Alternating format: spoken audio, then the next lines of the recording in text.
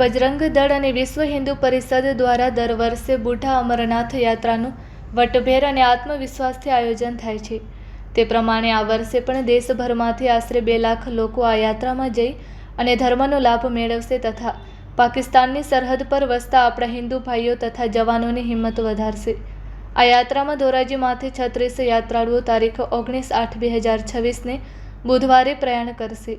તેમનો વિદાય સમારંભ તારીખ 17/8/2026 અને સોમવારે રાત્રે 9:30 કલાકે સ્વામિનારાયણ મંદિર કડિયાવાડ ખાતે રાખેલ હતો।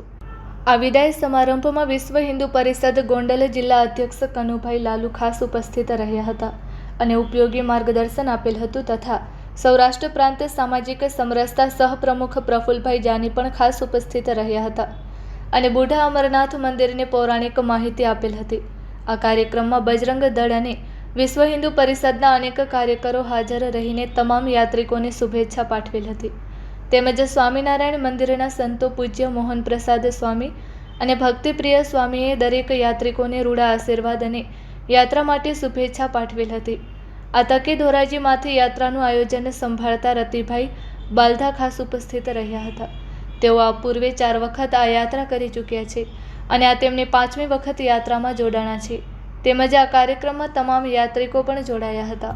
આ યાત્રાનો ઉદ્દેશ્ય સરહદ ઉપર જઈ અને ત્યાં વસતા હિન્દુ ભાઈઓ તથા સૈન્યના જવાનોને હૂંફ અને હિંમત આપી તેઓનો જુસ્સો વધારવા માટે તમામ યાત્રિકો આ યાત્રામાં જોડાણા છે। આ યાત્રામાં જનાર યાત્રિકોને અનેક સંસ્થાઓ અને શ્રેષ્ઠીઓ તરફથી શુભેચ્છા અને અભિનંદન આપવામાં આવેલ છે। વિદાય સમારંભ બાદ તમામ યાત્રિકો માટે સ્વામિનારાયણ મંદિર તરફથી અલ્પાહારની વ્યવસ્થા રાખવામાં આવેલ હતી।